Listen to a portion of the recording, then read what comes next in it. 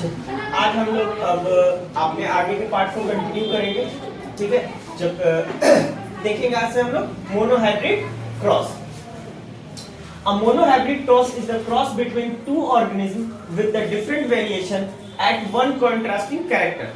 देखिए, जब हम लोग किसी एक कैरेक्टर को लेकर अगर हम लोग क्रॉस कराते हैं तो उसको बोलते हैं मोनोहाइब्रिड क्रॉस। अगर हम लोग दो कैरेक्टर को लेते हैं, जैसे कि मान लेते हैं हम लोग लेते हैं वायलेट को ले लेते हैं और टॉल ले लेते हैं, ठीक है। अगर दो कैरेक्टर को लेकर अगर हम लोग क्रॉस कराएंगे तो उसको क्या बोलेंगे? डाइहाइब्रिड क्रॉस, ठीक है, जो कि हम लोग आगे देखेंगे।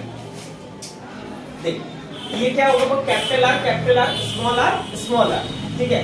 रिडक्शन डिवीजन करेंगे तो एक यहाँ पे आएगा, यहाँ आएगा। ये दोनों को जब हम लोग ये जब दोनों एक दूसरे के साथ क्या करेगा? वो फर्टिलाइज करेगा,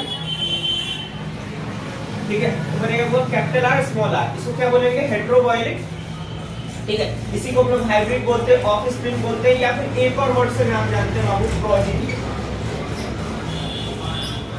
ठीक है। चलिए अब हम लोग क्या करेंगे? वो ये क्या हो गया? First generation. अभी इसी फर्स्ट जनरेशन के हम लोग क्या करेंगे बाबू? इसको उठाकर हम लोग इसके आपस में क्या करा देंगे? इसको सेल्फ करा देंगे। जब सेल्फ कराएंगे तो रिडक्शन डिवीजन होगा, ठीक है। ये हम लोग पहले भी देख चुके हैं, ठीक है, जो अपना ऑफ स्प्रिंग आएगा, ठीक है।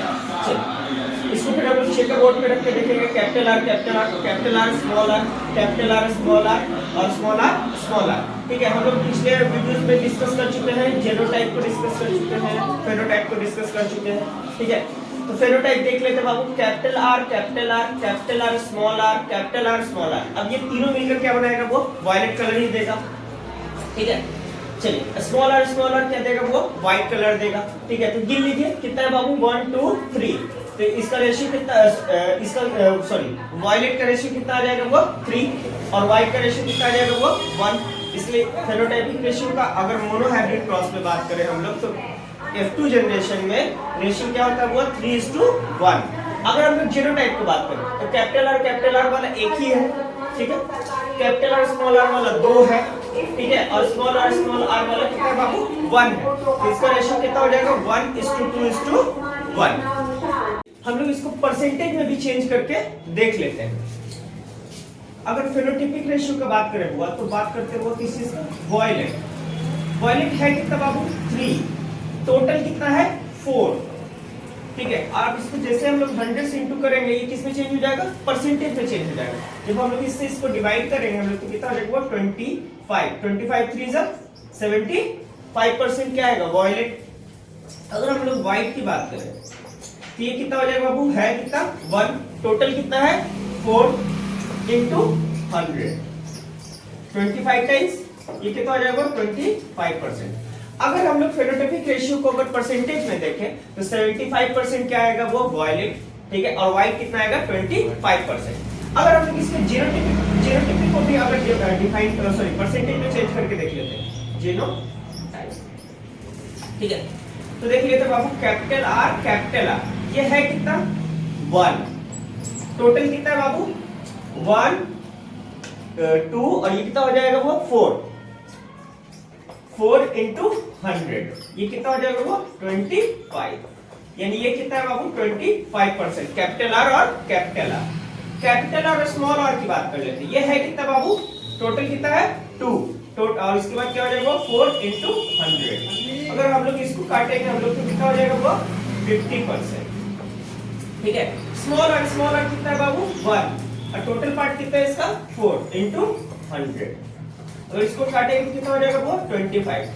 अगर हम लोग परसेंटेज में बात करें तो क्या हो जाएगा? 25%, 50% और 25%। चलिए अब हम लोग आगे देखते हैं डाइहाइब्रिड क्रॉस। जरा अब हम लोग पहले इसको डिफाइन कर लेते हैं। Dihybrid cross is the cross between two individuals. दो इंडिविजुअल के बीच में क्रॉस होता है, ठीक है, विद 2 ऑब्जर्व्ड कैरेक्टर। यानी कि क्या होना चाहिए? दो अलग-अलग, जैसे कि टॉल है, ये वायलेट है, दो अलग-अलग कैरेक्टर होना चाहिए। That are controlled by the 2 distinct gene. क्योंकि जीन क्या करते हैं? वो अलग-अलग कैरेक्टर को कंट्रोल करते हैं, ठीक है। चलिए हम लोग एक एग्जांपल ले लेते हैं जिसमें क्या है? वो मेरे पास क्या है? वो कैपिटल टी और ये क्या है? वो कैपिटल आर। इसको हम लोग क्या बोलेंगे? वो होमोजाइगस टॉल एंड वायलेट, जिसको हम होमो टॉल एंड वायलेट लिखा है। ये क्या है? वो होमो डॉट एंड वाई। ठीक है, इसमें रिडक्शन डिवीजन चलेगा तो क्या हो जाएगा वो कैपिटल आर स्मॉल आर, इसमें रिडक्शन डिवीजन चलेगा तो वो कैपिटल आर स्मॉल टी और स्मॉल आर आएगा। ठीक है, अब जब इन दोनों को क्रॉस कराएंगे वो तो capital T capital R small T small R, ये क्या बन गया वो ऑफ, या फिर इसको हम लोग क्या बोलते हैं प्रोजेनी। ठीक है, इसको क्या बोलेंगे बाबू हेटेरो, टॉल एंड वायलेट। जब इस दोनों के बीच में बाबू क्या करेंगे हम लोग क्रॉस कराएंगे तो देखिए क्या बनेगा वो, क्या क्या सिचुएशन आ सकता है, capital T capital R, capital T small R, small T small R, small T capital R और स्मॉल टी स्मॉल आर, ऐसा इसके साथ भी आएगा। ठीक है, तो हम लोग इसको अगर हम लोग जैसे पीछे जैसा हम लोग क्या करें थे, इसको ऐसे से क्रॉस करा देते, ये अभी पॉसिबल नहीं है, पॉसिबल है पर वो थोड़ा कॉम्प्लिकेटेड हो जाएगा, इसलिए इसको हम लोग किस पे रख देते हैं, चेकर बोर्ड पे रख देते हैं और हम लोग अब इसको एक एक करके भरते हैं। देखते हैं जरा, जब ये दोनों को कंबाइन करेंगे तो क्या बनेगा वो capital T capital R capital R, इस दोनों को कंबाइन करेंगे तो क्या बनेगा वो capital T capital R small R, इस दोनों को कंबाइन करेंगे तो क्या बनेगा capital T small T capital R, इस दोनों को कंबाइन करेंगे तो क्या बनेगा वो capital T small T capital R small R, इस दोनों को कंबाइन करेंगे तो क्या बनेगा कैपिटल टी कैपिटल आर और स्मॉल आर, इसको करेंगे तो कैपिटल टी स्मॉल आर, इस दोनों को कंबाइन करेंगे क्या बनेगा वो capital T capital R small R, इस दोनों को कंबाइन करेंगे तो क्या बनेगा वो कैपिटल टी स्मॉल आर, इस दोनों को कंबाइन करेंगे तो कैपिटल टी कैपिटल आर, इस दोनों को करेंगे तो capital T capital R small R, इस दोनों को कंबाइन करेंगे तो क्या बनेगा वो स्मॉल टी कैपिटल आर और कैपिटल आर, इस दोनों को कंबाइन करेंगे small T capital R small R, इस दोनों को कंबाइन करेंगे तो क्या बन जाएगा वो कैपिटल टी कैपिटल आर और स्मॉल आर, इस दोनों को कंबाइन करेंगे तो क्या बनेगा कैपिटल टी स्मॉल आर, इस दोनों को कंबाइन करेंगे small T capital R small R, इस दोनों को कंबाइन करेंगे तो क्या बन जाएगा स्मॉल टी कैपिटल आर और कैपिटल आर। अब देखो यहाँ पे हम लोग को रेशियो निकालना है। ठीक है, रेशियो निकालना ही, ऐसे तो चाहे तो याद भी कर सकते हैं इसको, पर रेशियो निकालना सीखते हैं। ठीक, सबसे पहले हम लोग क्या कर लेते हैं वो फेनोटाइपिक रेशियो कर लेते हैं। ठीक है, फेनोटाइपिक रेशियो में सबसे पहले देखना है किसके तो टॉल एंड वायलेट। अब जब देखिए टॉल एंड वायलेट है कहाँ का, ठीक है, इसको देखते हैं, इसको देखते हैं, इसको देखते हैं, इसको देखते हैं, इसको देखते हैं, इसको देखते हैं और इसको देखते हैं, इसको देख लेते हैं, इसको देख लेते हैं। अब जरा देखिए, अगर हम लोग इसको देखें तो देखिए तो ये सब कैसा है वो टॉल एंड वायलेट है कि नहीं। ठीक है, तो चलो अब हम लोग इसको क्या करेंगे, गिन लेते हैं 1 2 3 4 5 6 7 8 एंड 9। ठीक है, तो टॉल एंड वायलेट मेरे पास कितना आ गया वो 9। ठीक है, चलिए अब हम लोग देख लेते हैं वो टॉल एंड वाइट। अब देखिए टॉल एंड वाइट किधर है, तो देख लेते हैं, इसको देख लेते हैं, टॉल एंड वाइट और टॉल एंड वाइट। ठीक है, अगर हम लोग चाहे तो इसको मैच कर सकते हैं ऐसा। ठीक है, कितना है वो 1 2 3, ये कितना हो गया 3। चलिए अब देखना है वो डॉर्फ एंड वायलेट। तो देखिए डॉर्फ एंड वायलेट ये है, एक ये है और एक ये। ठीक है, 1 2 3। ठीक है, डॉर्फ एंड वाइट सिर्फ एक है। ठीक है, तो मेरा फेनोटाइपिक रेशियो क्या निकल के आता है वो 9:3:3:1। क्लियर है। चलिए अब हम लोग देख लेते हैं बाबू इसका जीनोटाइपिक रेशियो। अब देख लेते हैं, हम पहले से इसको लिख दिए हैं ताकि आपको ज्यादा दिक्कत ना आए। Capital T capital R. अब ढूंढ लेते हैं ये है कहां कहां, सिर्फ यहीं पर है। ये कितना हो गया वो 1। अब देख लेते हैं कैपिटल टी कैपिटल आर और स्मॉल आर। अब ये कहाँ का है, capital T capital R small R, capital T capital R small R, सिर्फ ये दो ही जगह आएगा। ये हो गया 2। अब देखना है हमको capital T small T, capital R और स्मॉल आर। अब देखिए capital T small T capital R और कैपिटल आर, एक यहाँ हो गया और एक यहाँ हो गया, ये भी कितना हो गया वो 2।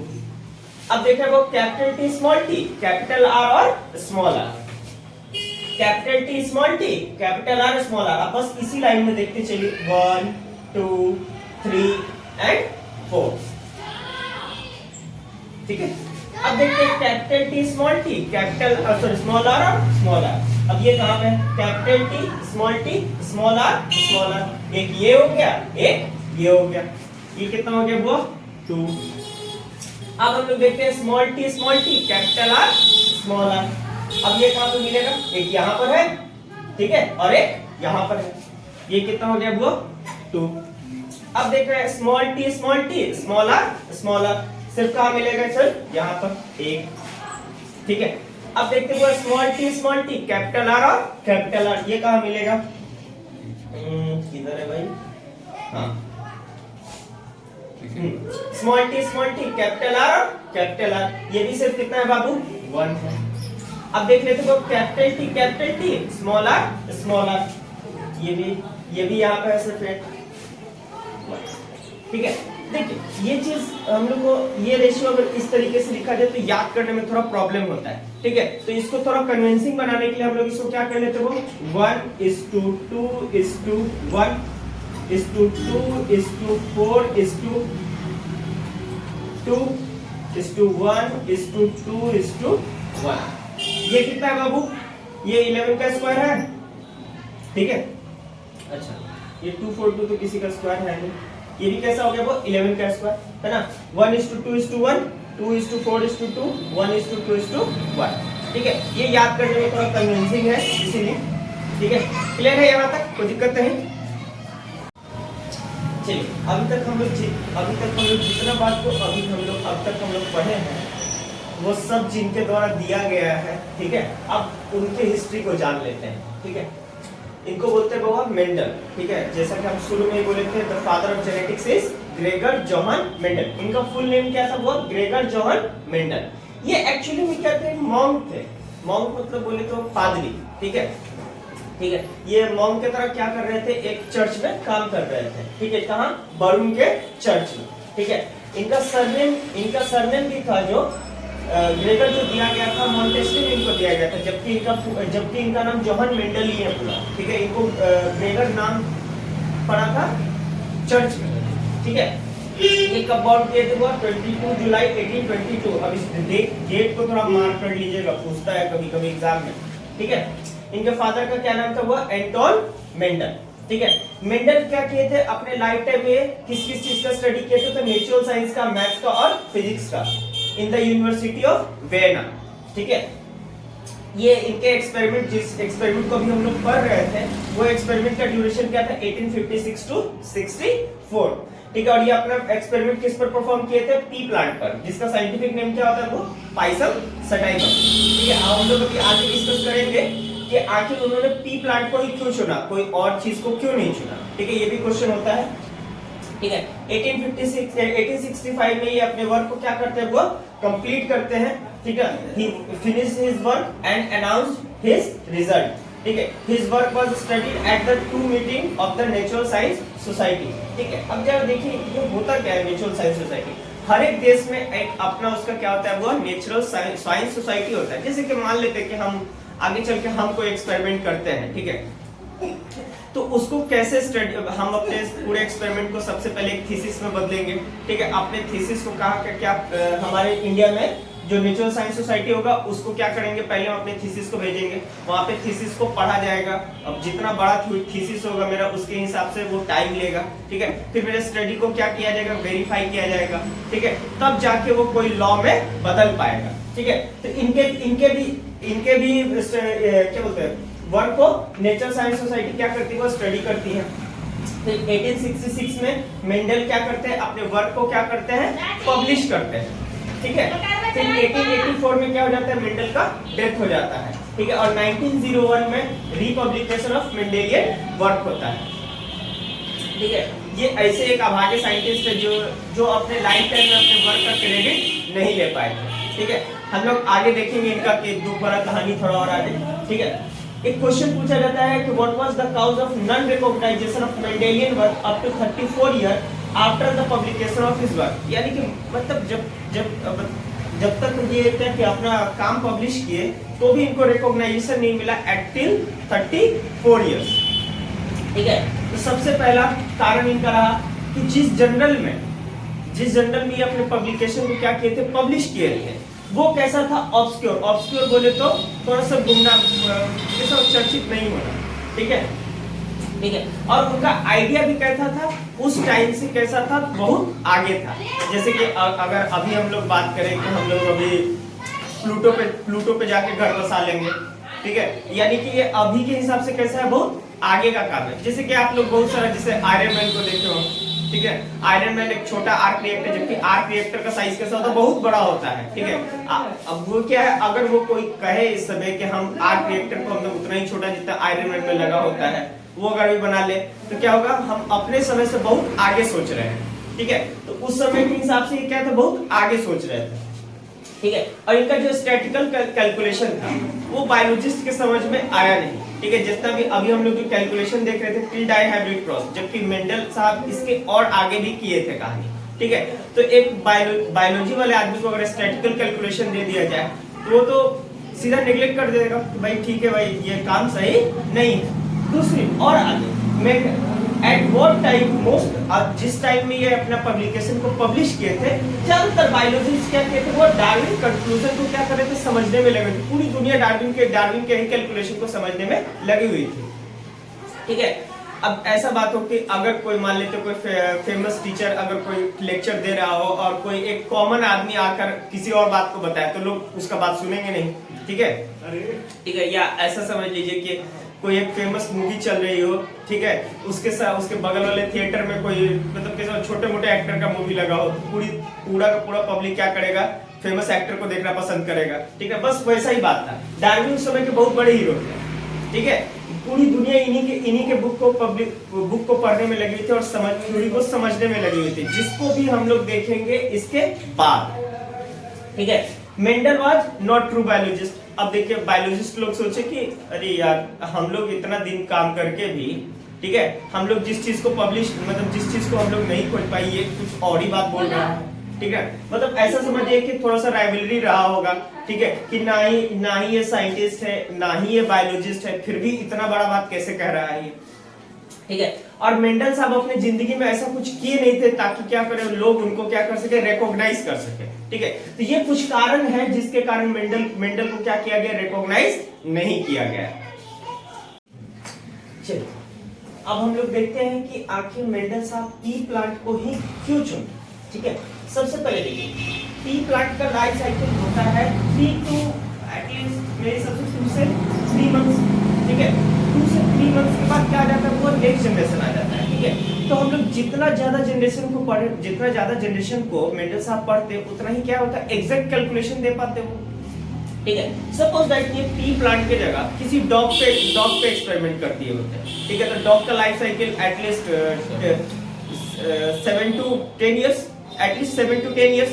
अब 10 साल तक उनका फर्स्ट ही जनरेशन चलता है, अगला 10 साल सेकंड जनरेशन चलता है। पता चलता है कि वो एक ही एक्सपेरिमेंट करते करते उनका कहानी खत्म, पूरा स्टोरी खत्म। ठीक है, तो उनको चाहिए था कोई ऐसा चीज जिसमें कैसा हो, सारा खुद ही स्टैटिकल कैलकुलेशन के लिए। तो 2 to 3 मंथ्स में इसका नेक्स्ट जनरेशन आ जाता है। दूसरी बात, ये क्या था, वो इजी टू हैंडल था और इजी टू मेंटेन था, है ना। ये पी प्लांट के लिए क्या होता है, कोई छोटा सा जगह में भी क्या करते हैं, उसको हम लोग मतलब उसको क्या कर देते हैं, प्लांट कर देते हैं। ठीक है, और 2 से 3 महीने में क्या हो जाता है, वो पूरा का पूरा क्या हो जाता है, खत्म होता है उसका पहला जनरेशन। उसके बाद क्या आ जाता है, वो नेक्स्ट जनरेशन आ जाता है।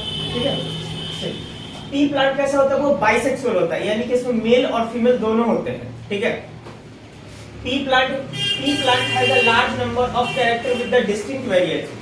ठीक है, यानी कि इसके सीड क्या हो सकते हैं, वो राउंड हो सकता है, रिंकल्ड हो सकता है, ठीक है, टॉल हो सकता है, ड्वार्फ हो सकता है। मतलब एक ही प्लांट में क्या हो सकता है, बहुत सारे कैरेक्टर्स थे। ठीक है, जो इनके स्टडी को क्या बनाता था और आसान बनाता था। ठीक है, और P plant produces a large number of seed. ये क्या होता है, बहुत लार्ज नंबर ऑफ सीड। देखिए स्टैटिस्टिक का मतलब निर्माण ही क्यों हुआ होगा, लार्ज कैलकुलेशन को क्या करने के लिए, समराइज करने के लिए, ठीक है। तो इसमें भी क्या होता था, पॉपुलेशन लार्ज होता था, जो क्या स्टैटिस्टिकल कैलकुलेशन के लिए क्या था, बहुत सही था, ठीक है। और लार्ज पॉपुलेशन क्या होता है, वो स्टैटिस्टिकल कैलकुलेशन के लिए क्या होता है, बहुत इजी होता है। आपके बोर्ड्स के हिसाब से इतना ही पूछा जाता है, ठीक है। और अब हम लोग अगले वीडियो से शुरू करेंगे अपने क्वेश्चन बैंक को, ठीक है, उसको खत्म करेंगे हम लोग, ठीक है। अगर आपको इससे इस चैप्टर से रिलेटेड अगर कोई भी क्वेश्चन हो, ठीक है, आप हमको क्या कर सकते हैं, कोई कमेंट्स में बता सकते हैं, हम उसका रिप्लाई नेक्स्ट वीडियो में कर देंगे, ठीक है।